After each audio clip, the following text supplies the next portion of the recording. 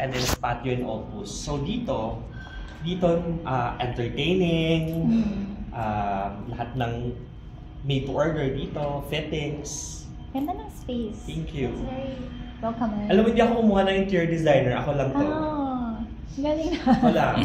Does it look like your, because I haven't been to your other very I haven't been to Iloilo. actually. Parang it looks like this. Ganito Yeah. Parang as much as I want, nung una, the concept of this, I wanted industrial talaga. Pero I'm still, parang sabi ko along the way, hindi pa rin talaga nangyayari yung super industrial na gusto ko ng hardware, gusto ko ng raw.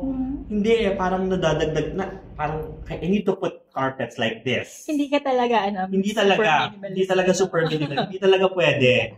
Kaya ang dami ko ding furnitures na nabibili na hindi na siya nagamit dito kasi hindi na bagay. So sabi ko, sige, later on. Kaya everything here is movable. Kasi para sabi ko, pag na-board ako, papalitan ko lang, diba? Tatago na naman siya. Madali ka ba mag-board? Hindi naman. Mga 1 month.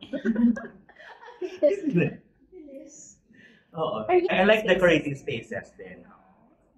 Kasi parang sabi ko, kung kukuha pa ako ng magde-design, makapakialaman ko lang, baka mag-away lang kami. So, it's better ako na lang stress. The collection of we wanted to parang bring back the Filipiniana bridal kasi. So parang in line with the things that I do. So it's, Filipiniana in the past are very free-flowing, hindi siya ganun ka-fitting. So these are the looks that I created and embellished siya. So as you can see, the silhouette is just A-line, column lang siya. But the details. Yeah. Like that also. Meron naman kasi mga brides that they want to wear something form-fitting, but with somehow a detail of Filipiniana. Ito talaga, it's a terno. Obviously, it's Filipiniana. This is one of my favorite. This is a handmade. So it's a lace at the back. Lace. And this one is a handmade from the nuns in Iloilo. It's called bobbin lace. So it's really hand. So isa-isa siyang nilayered siya. And we beaded it with pearls. Ito naman, this is a banik type. It's a ribbon made. Banik siya. But this is a fabric already. And this is hablon. This is palang nabibilan ganyan na. And this is hablon from Iloilo. This one naman, this is a pinya shifu. So it's a modern take on bridal also. Diba? Wala naman tayong pinya kasi na mahaba yung weave. Kaya we have this modern pinya nowadays. So it's a ball gown ng bubble. It's very, may mga points of interest siya kahit na lang siya. Parang simple. Yun lang siya. Yun lang detail niya. This one, it's a dress, it's a two-piece, it's a pants, lots of pants na bani. And it's a baby doll dress with barong. Are brides going for more and more for? There are some brides kasi, they're really pushing forward to the modern Filipiniana look. And there are some brides na parang they don't want to wear a very traditional wedding gown. They want it experimental these days. So, may mga bride that they want it short. Ayaw na nila ng mga super malaki-laki. Mahirap na rin i-carry kasi. And not na stark white. Yes, correct. Pero, meron pa din naman brides na they want to wear traditional. And that's where I started. Sa traditional wedding gowns. But did it take you long to transition? Months. Hindi naman kasi parang it's the same process lang naman depending on the requirement of the brides. Diba? Parang, sure, I really want to have a gown that is lengthy, train and all. So, ganun lang din yun. Same process lang. There's no transitional naman. When did you notice na parang more and more yung demand for Filipiniana? it's always naman, Philippines has naman a demand in Filipinian. I think, when was it? Back in 2016 siguro, in the age of the new era na parang a Filipiniana should be celebrated all the time. Kasi, when you see, wala naman tayong identity pag hindi ka nagpi-Filipiniana di ba? And as you see, Indians, they always wear their sari. Like even Indonesians, they wear their batik. So, why not Filipino? Di ba? Na parang kahit araw-araw, pwede ka na magsuot ng barong. And it's also Filipino like this. Di ba? Parang, I think that's the goal now of the new breed of designers to really push on the Filipino. For everyday wear. You did a very significant role in it, diba? Thank you. Ano naman yung mo, parang, was that a conscious decision when you were doing that? Actually, everything is organic. Parang hindi ko naman siya sinadya talaga na yun na. Pero, I believe that when I started pushing it and doing it mainstream, parang yun na din yung time na kailangan na siyang lumabas talaga. Yung time na yun, oo. Very timely. So, parang siguro kinol ka na. Kinol ako na, dito ka, para gawin mo to.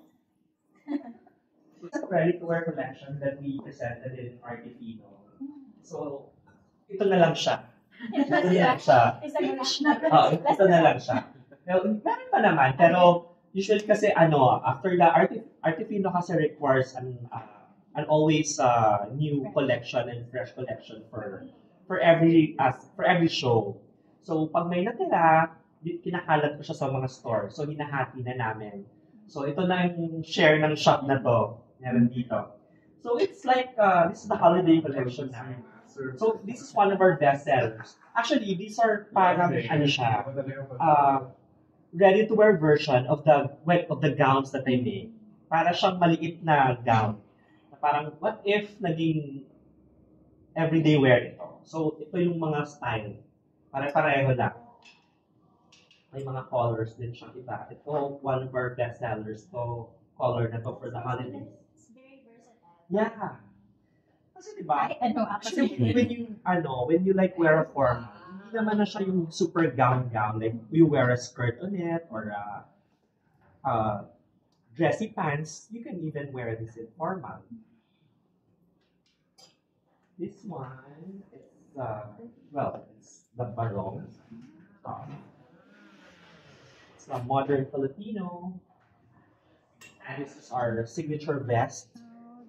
You can like tie it on the sides. Put it over,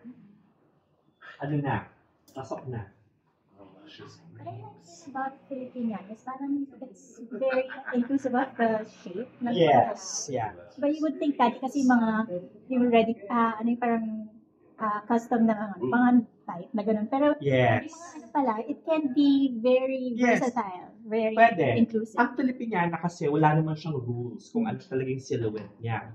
Even the material itself can be considered as Filipiniana. Pag ginamit mo na siya in anything, that can be Filipiniana. Uy, maganda yung pantalon mo sa mga Korea. Kaya, parang all-encompassing. Yeah. Tapos ito, this is also one of our latest collection. Nakakatuwa. Diba? May paingay-ingay dyan sa... Kaya parang, siya? Full sensory experience. And this is a bomberong.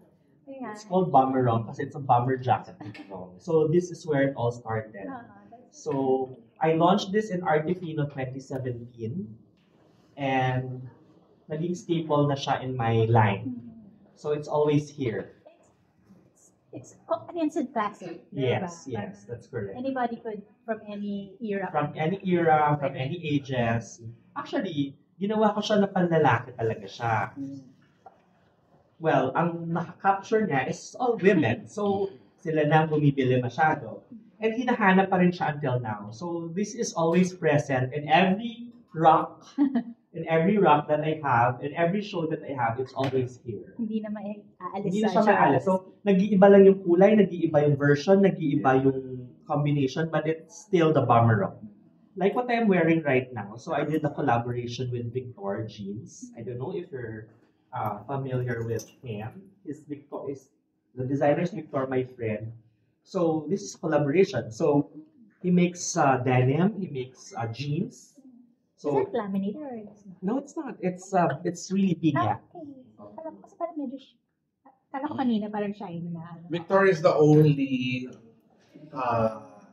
denim designer in the Philippines. The first, actually. The first, yeah. Pioneer. The designer's name is Ino Caluza. Yes. So this is our collaboration. So he made this bomber jacket with the leather pockets. Kasi para siyang streetwear-ish. Diba? Na pwede mong suotin as a dressy outfit. Kasi parang the materials are very contrasting. Yes, correct. Na denim, who would have thought that denim and barong can be hip? Diba? So here, moving forward, this is the latest collection. It's my 2025 cruise collection. We first presented this in Singapore in an textile expo. So we are branded as a Fashion Philippines, so I'm one of the designers there. So these are all made of piña. It's handmade. So as you can see, we have calado. We dyed colors in different tones. Skirt, shells. So this was shown in Singapore last month. Then last weekend lang, this was shown in Thailand Fashion Week. So, dalawa na. So how was the reception? Okay naman. Okay naman. Although, hindi ako umattend, hindi kami, we didn't go. Kasi conflict din, may may event. So, damit na lang lumipad. Nag-cruise na siya. Yeah. Inspiration behind the You know, I'm always fascinated with flowers. Kasi talaga, so parang as you can see, lahat ng damit ko may bulaklak. Lahat talaga. It's very Filipino. Very Filipino. You know, Filipinos always have flowers, di ba? So, ito naman ngayon, parang different treatments of the flowers that I used to make before. So, as you can see, may mga naka-embroider sa loob. Iba siya. Ito may anthurium like that flower. In black and aqua. So it's always flowers. And this one, it's abaka. It's a macrame abaka na ginawa siyang skirt. Diba? Parang mukha lang siyang bag dati, pero ano pala siya. Parang kung papasok ko sa Filipino home. Parang diba? Ganyan. Tapos there's always barong here. So the latest collection, the recent ones, these are all made of piña. 100% piña siya. Kahit yung lining, naka-layer. Different lambot, different lambot siya. Texture. Yeah. And you know why? I'm still in the process of discovering what can we do more of piña. So, meron akong isang na-discover lately na pwede pala siyang labhan muna para hindi makate. Labhan mo muna siya bago siya tahiin. Okay. So, maybe in the next collection, lalabas na siya. So, parang years, marami pa rin madidiscover about it. Yes. And you can still do more about piña talaga. We have a lot yet in the Philippines. Is that your favorite Fabric? Yeah. Pero expensive lang. Di ba? Pwede na yung market mo, di ba? Oh yeah. Yun lang. I mean, if we can have it, yun nga, maybe as designers, we're talking about it na how can we professionalize the weaving in the piña industry in the Philippines. So maybe the government has to do something about it. Pero, let's wait for it na lang. Sana may ma-amplify yung voice.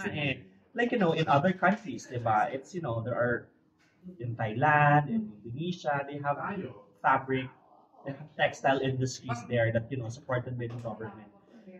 Here naman in the Philippines, we have, but I think it's more of the price point that we have to how can we do that? How can we get good margins and give good price to clients if the fabric is expensive?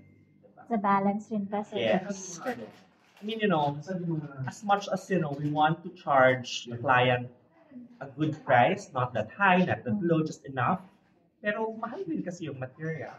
Because mahirap din naman siya gawin. Mahirap siya gawin, yeah. But then, the same thing with other countries. It's also fine. It's also hard to make. Pero, bakit sa kanila may ganyan? Usually, yun yung mga questions natin. Pag when we go to other countries, why they sell clothes that are cheaper and beautiful, di ba? Are there formal talks that going on?